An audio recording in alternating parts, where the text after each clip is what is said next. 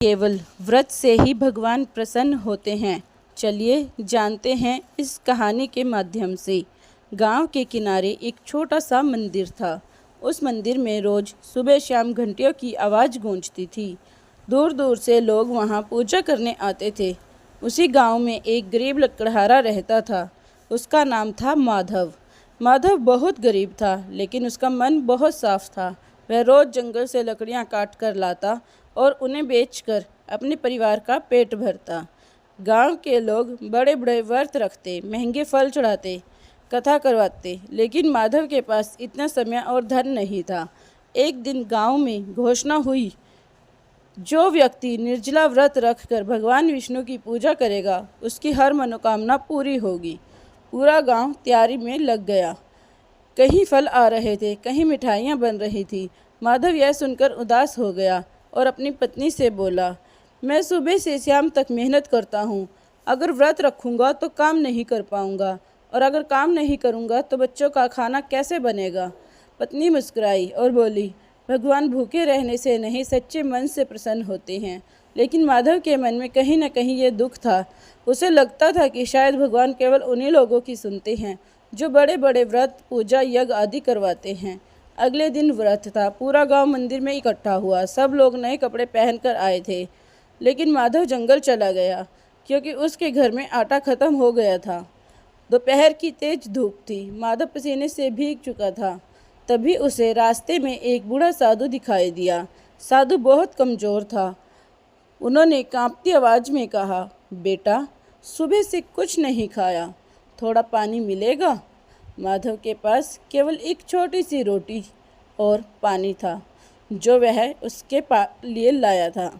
कुछ पल के लिए वह सोच में पड़ गया। अगर यह रोटी उसने साधु को दे दी तो खुद उसे भूखा रहना पड़ेगा।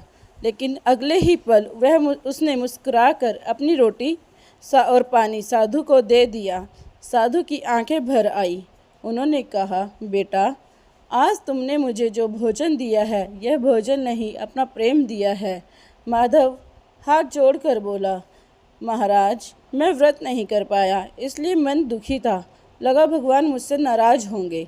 साधु मुस्कुराए।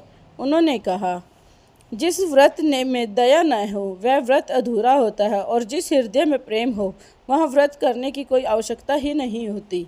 वहाँ स्वयं भगवान निवास करते हैं। इतना कहकर साधु वहाँ से चले गए। शाम को जब माधव घर पहुँचा तो उसने देखा कि उसके आंगन में लकड़ियों का बड़ा सा ढेर रखा था। पास ही गांव का व्यापारी खड़ा था। वह बोला, आज राजा के महल में बहुत लकड़ियों की ज़रूरत है। मैंने तुम्हारा नाम बता दिया, कल से तुम्हें रोज़ काम मिलेगा। माधव की आंखों से आंसू बहने लगे।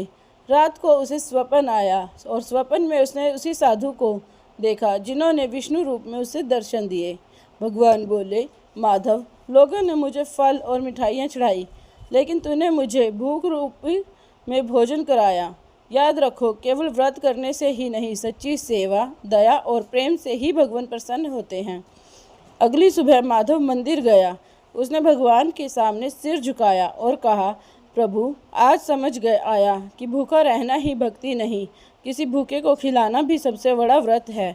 उस दिन से गांव के लोगों की सोच बदल गई। अब वे केवल व्रत नहीं रखते थे, बल्कि गरीबों को भोजन भी कराते, बीमारों की सेवा करते और ज़रूरतमंदों की मदद भी करते। और मंदिर के बाहर एक पंक्ति लिख दी गई, भगवान को केवल उपवास नहीं, उपकार भी प्रिय है। कथा से यह शिक्षा मिलती है कि केवल भूखा रहना ही भक्ति नहीं, सच्चे मन से की गई सेवा भी व्रत ही होती है। मानव जीवन का धर्म है दया, प्रेम और सहायता, जिससे भगवान अधिक प्रसन्न होते हैं। दिखावे से ईश्वर कभी प्रसन्न नहीं होते, किंतु यदि तुम्हारा मन सच्चा है तो भगवान प्रसन्न होंगे। अगर आपको यह कथा अच्छी लगी है तो हमारी वीडियो को लाइक करें, शेयर करें, कमेंट करें और हमारे चैनल को सब्सक्राइब करें। फिर मिलते हैं अगली कथा के साथ। जय श्री राम।